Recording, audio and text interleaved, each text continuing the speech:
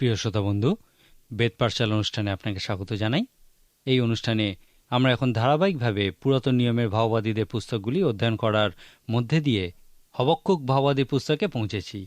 আসুন আমরা দেখি হবক্কুক ভাওবাদীর পুস্তকটি কিভাবে শুরু হয়েছে। লেখা আছে, হবক্কুক ভাওবাদীর ভাওবাণী। তিনি এই দর্শন পান, হে সদাপ্রভু, কতকাল আমি আর্তনাদ করিব, আর তুমি শুনিবে না? আমি দৌরাত্মের বিষয়ে তোমার কাছে কাঁদিতেছি, আর তুমি নিস্তার করিতেছ না। তুমি কেন আমাকে অধর্ম দেখাইতেছ? কেন দুষ্কার্যের প্রতি দৃষ্টিপাত করিতেছ?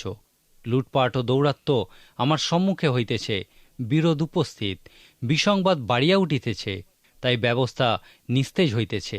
বিচার কোনো মতে নিষ্পন্ন হইতেছে না, কারণ দুর্জনেরা ধার্মিককে ঘেরিয়া থাকে, তজ্জন্য বিচার বিপরীত হইয়া পড়ে। তোমার জাতিগণের মধ্যে দৃষ্টিপাত করো, নিরীক্ষণ করো, এবং চমৎকার জ্ঞান করিয়া হতবুদ্ধি হও। যেহেতু আমি তোমাদের সময় এক কর্ম করিব, তাহার বৃত্তান্ত কেহ তোমাদিয়াকে জ্ঞাত করিলে তোমরা বিশ্বাস করিবে না। কারণ দেখো, আমি কলদীয়দিওকে উঠাইব। তাহারা সেই নিষ্ঠুর ও ত্বরান্বিত জাতি, যে পরের নিবাস সকল অধিকার করণার্থে পৃথিবীর বিস্তারে সর্বত্র বিহার করে। তাহারা ত্রাসজনক ও ভয়ঙ্কর, তাহাদের শাসন ও উন্নতি তাহাদেরই হইতে উৎপন্ন।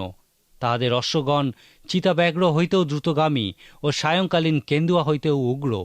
তাহাদের অশ্বারোহীগণ বেগবান, তাহাদের অশ্বারোহীগণ দূর হইতে আগত। ঈগল পক্ষী যেমন ভক্ষণার্থে দ্রুতবেগে চলে, তেমনি তাহারা উড়ে। তাহারা সকলে দৌরাত্ম্য করিতে আইসে, তাহারা অগ্রসর হইতে উন্মুখ, এবং তাহারা বন্দীদিগকে বালুকার ন্যায় একত্র করে। সেই জাতি রাজগণকে বিদ্রুপ করে, এবং অধ্যক্ষগণ তাহার উপহাসের পাত্র। সে দৃঢ় দুর্গ সমস্তকে উপহাস করে, ও ধূলি রাশীকৃত করিয়া তাহা হস্তগত করে। এইরূপে সে প্রচণ্ড বায়ুবৎ হঠাৎ বহিবে, অগ্রসর হইবে, আর দোষী হইবে। নিজ শক্তি তাহার দেবতা। হে সদাপ্রভু, আমার ঈশ্বর, আমার পবিত্রতম, তুমি কি অনাদিকাল হইতে নহ? আমরা মারা পড়িব না। হে সদাপ্রভু, তুমি বিচারার্থেই উহাকে নিরূপণ করিয়াছ। হে শৈল, তুমি শাসনার্থেই উহাকে স্থাপন করিয়াছ। তুমি এমন নির্মল চক্ষু যে মন্দ দেখিতে পারো না, এবং দুষ্কার্যের প্রতি তুমি দৃষ্টিপাত করিতে পারো না। তবে বিশ্বাসঘাতকদের প্রতি কেন দৃষ্টিপাত করিতেছ?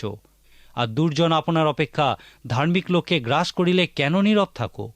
মনুষ্যদিগকে সমুদ্রের মৎস্যতুল্য কিংবা অশ্বামিক কীটতুল্য কেন করো? সে সকলকে বড়শিতে তুলে তাদিগকে নিজ জালে ধরে, খালুইতে একত্র করে। এই জন্য সে আনন্দিত ও উল্লাসিত হয়। এই জন্য সে আপন জালের উদ্দেশ্যে বলিদান করে, ও আপন খালুয়ের উদ্দেশ্যে ধূপ জ্বালায়। কেননা তদ্বারা তাহার অংশ পুষ্ট ও তাহার খাদ্য মেদযুক্ত হয়। এই জন্য সে কি আপন জালের মধ্য হইতে মৎস্য বাহির করিতে থাকিবে, ও মমতা না করিয়া নিরন্তর জাতিগণকে বধ করিবে? আমি আপন প্রহরী কার্যের স্থানে দাঁড়াইব, দুর্গের উপরে অবস্থিত থাকিব। আমার আবেদনের বিষয়ে তিনি আমাকে কি বলিবেন, এবং আমি কি উত্তর দিব, তাহা দেখিয়া বুঝিব।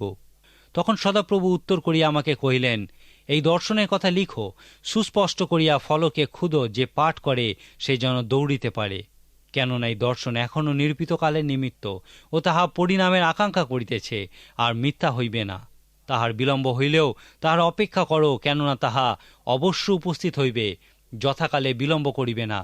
দেখো, তাহার প্রাণ দর্পে স্ফীত, তাহার অন্তর সরল নয়, কিন্তু ধার্মিক ব্যক্তি আপন বিশ্বাস দ্বারা বাঁচিবে।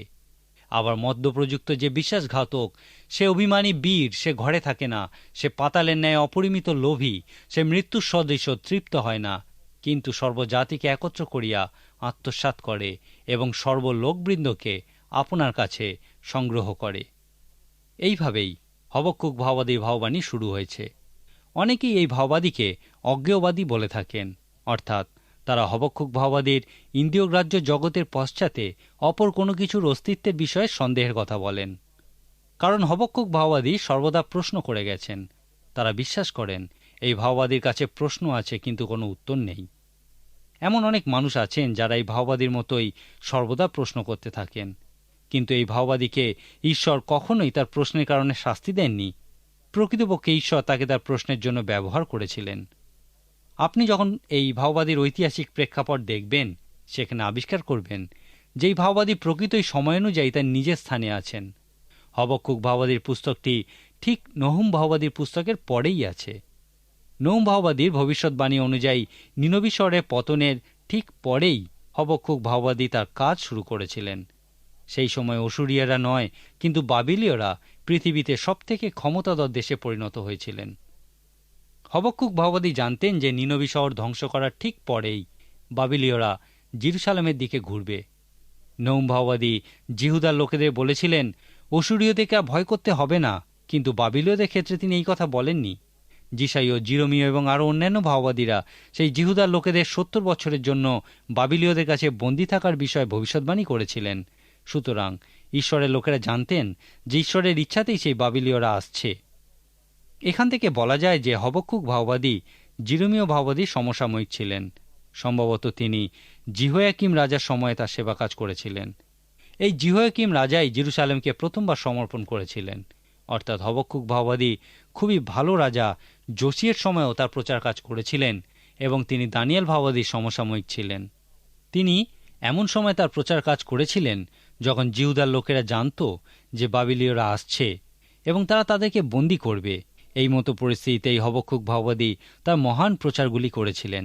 এই রকম একই পরিস্থিতিতে জিরোমীয় ভাওবাদী যখন ঈশ্বরের বিচারস্বরূপ সেই বাবিলীয় বন্দিত্বের কথা প্রচার করেছিলেন, তখন লোকেরা তাকে ঘৃণা করতে শুরু করেছিল এবং তাকে হত্যা করার জন্য দৃঢ়প্রতিজ্ঞ হয়ে উঠেছিল। এখন হবক্কুক ভাওবাদীও জানতেন যে ঈশ্বরের এই ইচ্ছার কথা প্রচার করলে তাকেও প্রচুর অত্যাচার সহ্য করতে হবে। হয়তো তিনি মনে করেছিলেন যে তাকে আরও বেশি কষ্ট সহ্য করতে হবে, কারণ তিনি ভাওবাদীও ছিলেন না, তিনি একজন লেবীয় সঙ্গীত পরিচালক ছিলেন।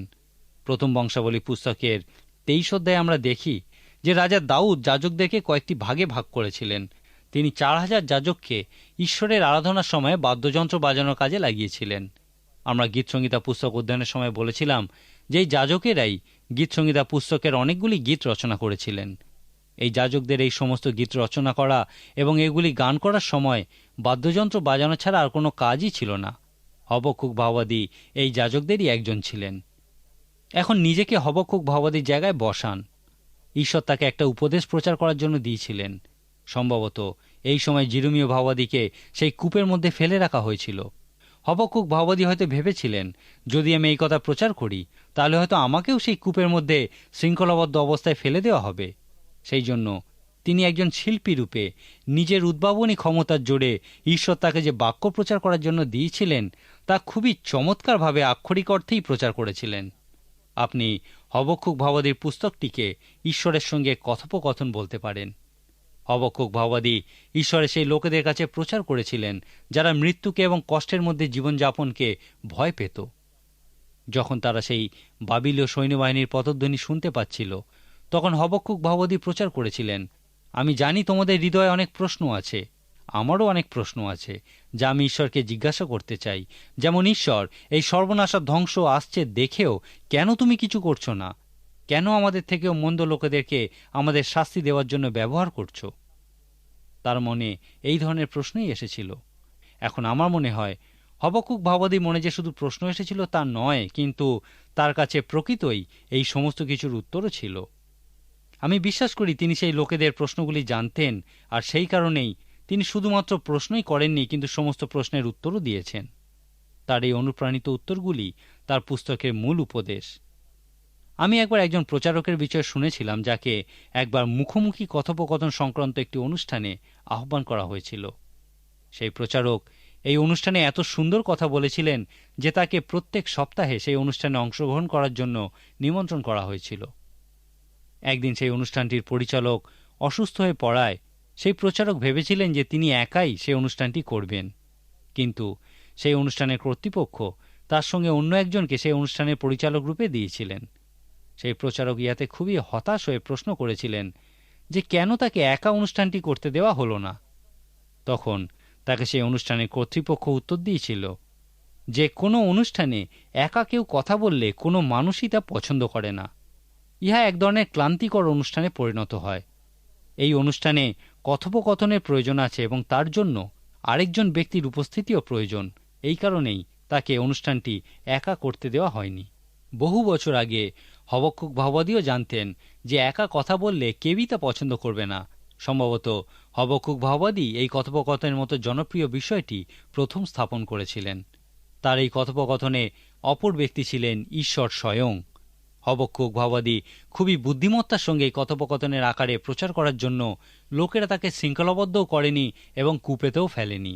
তিনি বলেছিলেন, তোমরা সেই বাবিলীয়দেরকে দেখার ও তাদের পদধ্বনি শোনার চেষ্টা করছো, কিন্তু আমি এখন একটা আত্মিক দুর্গ তৈরি করে চলেছি, যার উপরে উঠে আমি ঈশ্বরকে আমার প্রশ্নগুলি করব।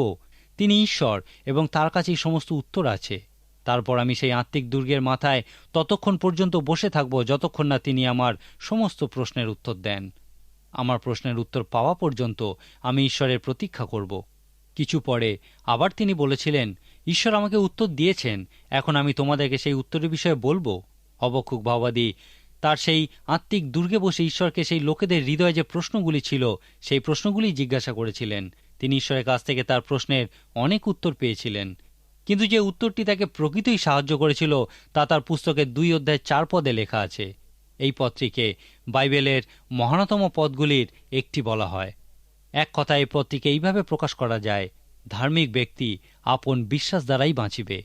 হবক্কুক ভাওবাদী প্রশ্নের উত্তর রূপে ঈশ্বর ইহাই বলেছিলেন। ঈশ্বর তার এই উত্তর সেই বাবিলীয়দের প্রসঙ্গেই দিয়েছিলেন। তিনি বলেছিলেন, তাহারা ত্রাসজনক ও ভয়ঙ্কর, তারা সকালে দৌরাত্ম্য করিতে আইসে, তারা খড়গের সাহায্যে জীবন ধারণ করে, আর তারা ওই খড়গেই হত হবে। দেখো, তাহার প্রাণ দর্পে স্ফীত, তাহার অন্তর সরল নয়, কিন্তু ধার্মিক ব্যক্তি আপন বিশ্বাস দ্বারাই বাঁচিবে।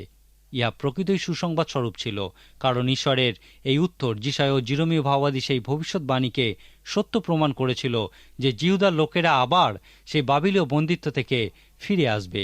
এই অর্থে ঈশ্বরের উত্তর বলে যে সেই ভাওবাদীদের কথায় যারাই বিশ্বাস করবে তারাই জীবন পাবে। হবক্কুক ভাওবাদী যখন তার আত্মিক দুর্গে বসে ঈশ্বরের কাছে তার প্রশ্নের উত্তরের জন্য অপেক্ষা করছিলেন, তখন ঈশ্বর তাকে সবথেকে উত্তম উত্তররূপে বলেছিলেন, ধার্মিক ব্যক্তি আপন বিশ্বাস দ্বারা বাঁচিবে। এই পুস্তকে আপনি আরও অনেক মহান পদ দেখতে পাবেন, কিন্তু সবথেকে মহানতম পদটি হল ধার্মিক ব্যক্তি আপন বিশ্বাস দ্বারা বাঁচিবে। এই পত্রী নতুন নিয়মেও আমরা 3 জায়গায় লেখা দেখতে পাই। সেই জায়গাগুলি হল রোমীয় পুস্তকের 1 অধ্যায় 17 পদ, গালাতীয় পুস্তকের 3 অধ্যায় 11 পদ এবং ইব্রিয় পুস্তকের 10 অধ্যায় 38 পদ। একজন বিখ্যাত ব্যক্তি মার্টিন লুথার একসময় ঈশ্বরতাত্ত্বিক এবং আত্মিক সমস্যায় জর্জরিত হচ্ছিলেন। এই পরিস্থিতিতে একদিন সকালে যখন তিনি বাইবেল পড়ছিলেন, হঠাৎই তিনি রোমীয় পুস্তকের এই 1 অধ্যায় 17 পদটি পড়েছিলেন, যেখানে হবক্কুক ভাওবাদীর প্রচার থেকে একটা অংশ উদ্ধৃত করে বলা হয়েছে, ধার্মিক ব্যক্তি আপন বিশ্বাস দ্বারা বাঁচিবে। এই পত্রের মধ্যে দিয়ে ঈশ্বর লুথারের হৃদয় স্পর্শ করেছিলেন এবং তিনি একটি ঈশ্বরতাত্ত্বিক জাগরণের সৃষ্টি করেছিলেন। ঈশ্বর এই উত্তর দেওয়ার মধ্যে দিয়ে প্রকৃতপক্ষে হবক্কুক ভাওবাদীকে বলতে চেয়েছিলেন, হবক্কুক, তুমি বলছো যে আমি কিছুই করছি না, কিন্তু আমি তোমাকে বলতে চাই যে সমস্ত কিছুই আমিই নিয়ন্ত্রণ করছি। বাবিলীয়রা ধ্বংস হবে। দেখো, তাহার প্রাণ দর্পে স্ফীত, তাহার অন্তর সরল নয়, কিন্তু ধার্মিক ব্যক্তি আপন বিশ্বাসের দ্বারা বাঁচিবে। হবক্কুক ভাওবাদীর এই গুরুত্বপূর্ণ অভিজ্ঞতা থেকে আমার আপনার জীবনের জন্য ব্যক্তিগত আধ্যাত্মিক আবেদন রূপে আমরা এই বিষয়টাই দেখতে পাই। মাঝে মাঝে আমরা সেই বাবিলীয় বন্দিত্বজনিত সমস্যায় পড়ি। হয়তো আক্ষরিক অর্থে বন্দিত্বের অভিজ্ঞতা আমাদের নেই, কিন্তু ওই ধরনের পরিস্থিতি হয়তো আমাদের জীবনে দেখা যায়। এই রকম সমস্যায় পড়লে আপনার কি করা উচিত? হবক্কুক ভাওবাদীর অভিজ্ঞতা অনুযায়ী প্রতীকরূপে আমরা বলতে পারি, আপনার উচিত সেই আত্মিক দুর্গ তৈরি করা এবং সেই দুর্গের উপরে বসে আপনার সকল সমস্যা ঈশ্বরকে জ্ঞাত করা এবং ততক্ষণ পর্যন্ত অপেক্ষা করা যতক্ষণ না ঈশ্বর আপনার জীবনে কাজ করেন, যতক্ষণ না আপনি শুনতে পান যে ঈশ্বর আপনার জীবনে কাজ করছেন। এরপর যে ঈশ্বর আপনার জীবনে কাজ করেন তাকে দেখুন, শুনুন ও তাঁর আরাধনা করুন। হবক্কুক ভাওবাদীর পুস্তকটি আমাদেরকে ঈশ্বরকে প্রশ্ন করার বিষয়ে উৎসাহিত করার পাশাপাশি ঈশ্বরের কথা শোনার বিষয়েও বিশেষ উৎসাহিত করে। একজন বিখ্যাত পণ্ডিত ব্যক্তি এই বিষয়ে বলেছিলেন, অনেকে বলে যে ঈশ্বর আগেকার দিনে মানুষের সঙ্গে যেমন কথা বলতেন এখন আর তা বলেন না, কিন্তু আমার মনে হয় আগেকার দিনের মতো মানুষ আর ঈশ্বরের কথা শোনে না। যদি মানুষ শুনতে চায় তাহলে অবশ্যই ঈশ্বরও কথা বলেন। পবিত্র শাস্ত্রে ঈশ্বরের কথা শোনার উপর যে জোর দেওয়া হয়েছে তা কি আপনি লক্ষ্য করেছেন? পবিত্র শাস্ত্র অনুযায়ী ঈশ্বরের সঙ্গে কথোপকথনকেই প্রার্থনা বলা হয়। প্রত্যেক কথোপকথনেরই 2টি মাত্রা আছে। প্রথমটি হল যখন আপনি অন্যজনের সঙ্গে কথা বলছেন, এবং দ্বিতীয়টি হলো যখন সেই ব্যক্তি আপনার সঙ্গে কথা বলছেন। একজন ভালো শ্রোতাই কথোপকথনের ক্ষেত্রে সুনাম অর্জন করতে পারে। হবক্কুক ভাবাদির পুস্তক থেকে আমরা ব্যক্তিগত আধ্যাত্মিক আবেদন রূপে ঈশ্বরের সঙ্গে কথোপকথনের বিষয়টাই দেখতে পাই। আত্মিক ও আক্ষরিক অর্থে অসামান্য এই পুস্তকের মূল বক্তব্য হল, শোনো, ঈশ্বরের কথা শোনো। যতক্ষণ না তিনি তোমাকে বলছেন কিভাবে তিনি তোমার জীবনে কাজ করবেন, এবং তোমার আত্মিক দুর্গে ঈশ্বরের জন্য অপেক্ষা করো যতক্ষণ না তিনি তোমাকে দেখান যে কিভাবে তিনি তোমার জীবনে কাজ করতে চলেছেন। এইভাবে চললে হয়তো প্রথমে আপনি হতাশ হবেন, কিন্তু আপনি আনন্দের সঙ্গেই শেষ করবেন। এই পুস্তকে মাত্র 3টি অধ্যায় আছে, এবং 3 অধ্যায়টি একটা বিশেষ অংশের মাধ্যমে শেষ হয়েছে। হবক্কুক ভাবাদী প্রথম অধ্যায়ে খুবই ভীত হয়ে তার প্রশ্ন শুরু করেছিলেন। তিনি অনেক প্রশ্ন করেছিলেন এবং ঈশ্বর দ্বিতীয় অধ্যায়ে তার উত্তর দিয়েছিলেন। হবক্কুক ভাবাদী তার ভাববাণী একটি সঙ্গীতের মধ্যে দিয়ে শেষ করেছেন, এবং একেবারে শেষে বলেছেন, প্রধান বাদ্যকরের জন্য আমার তারযুক্ত যন্ত্রে। হবক্কুক ভাবাদী একজন সঙ্গীতজ্ঞ, সঙ্গীত রচয়িতা ছিলেন। কিন্তু এই পুস্তক সম্পর্কে একটা গুরুত্বপূর্ণ লক্ষ্য করার বিষয় হল যে তিনি চরম হতাশার মধ্যে এই পুস্তকটি শুরু করেছেন, কিন্তু সেই আত্মিক দুর্গ তৈরি করার পর এবং ঈশ্বরের জন্য অপেক্ষা করে তার কথা শোনার পর তিনি এই পুস্তকটি প্রকৃত আনন্দের সঙ্গেই শেষ করেছেন। শেষ পর্যন্ত হবক্কুক ভাবাদীর প্রতি কি ঘটেছিল আমরা তা জানি না। জেরুসালেম শহর পতনের সময় হয়তো তাকে হত্যা করা হয়েছিল বা বন্দি করে নিয়ে যাওয়া হয়েছিল। ইতিহাস এই বিষয়ে কিছুই বলে না, কিন্তু এই পুস্তকের শেষে সেই সঙ্গীতের মধ্যে দিয়ে তিনি বলেছেন, যদিও ডুমুর বৃক্ষ পুষ্পিত হইবে না, দ্রাক্ষালতায় ফল ধরিবে না, জিত বৃক্ষ ফলদানে বঞ্চনা করিবে, ও ক্ষেত্রে খাদ্যদ্রব্য উৎপন্ন হইবে না, খোঁয়ার হইতে মেষপাল উচ্ছিন্ন হইবে, গোষ্ঠে গরু থাকিবে না, তথাপি আমি সদাপ্রভুতে আনন্দ করিব, আমার ত্রাণেশ্বরে উল্লাসিত হইব। প্রভু সদাপ্রভুই আমার বল, তিনি আমার চরণ হরিণীর চরণ সদৃশ্য করেন, তিনি আমার উচ্চস্থলী সকল দিয়া আমাকে গমন করাইবেন। পুরাতন নিয়মে ঈশ্বরের লোকেদের জীবনে একটা বিশেষ বিষয় হল ঈশ্বরের প্রতি তাদের অঙ্গীকার। দানিয়েল ভাবাদীর 3 বন্ধুকে যখন জ্বলন্ত অগ্নিকুণ্ডে ফেলার কথা বলা হয়েছিল, কারণ তারা নবুখুদনেছরের মূর্তির আরাধনা করেনি, তখন তারা বলেছিলেন, আমাদের ঈশ্বর আমাদিগকে উদ্ধার করিতে সমর্থ, আর যদি তিনি উদ্ধার নাও করেন তবুও আমরা আপনার মূর্তিকে প্রণাম করিব না। তারা নিশ্চিত ছিলেন না যে ঈশ্বর তাদেরকে উদ্ধার করবেন কিনা। ইব্রিয় পুস্তক আমাদের বলে যে পুরাতন নিয়মে অনেক সাধু ব্যক্তি তাদের বিশ্বাসের জন্য মৃত্যুবরণ করেছিলেন। প্রকৃত গ্রিক ভাষায় সাক্ষী কথাটির অর্থ হল শহীদ। আক্ষরিক অর্থে একজন সাক্ষী হল যে নিজের মূল্যবোধের জন্য এবং নিজস্ব জীবন ধারণের জন্য মৃত্যু স্বীকার করতে পারে। হবক্কুক ভাবাদী একজন প্রকৃত সাক্ষী ছিলেন। তিনি ঈশ্বরের সঙ্গে কথোপকথনের মধ্যে দিয়ে নিজেকে সাক্ষ্যস্বরূপ প্রস্তুত করেছেন। হবক্কুক ভাবাদী সেই জিহুদার লোকেদের কিছু গভীর প্রশ্নের উত্তর দেওয়ার জন্য এবং জীবনের সঠিক দিক নির্দেশের জন্য কিছু প্রশ্নের উত্থাপন করেছেন। তিনি তাদেরকে দেখিয়েছেন কিভাবে চরম হতাশাকে উজ্জীবিত সঙ্গীতে পরিণত করা যায়।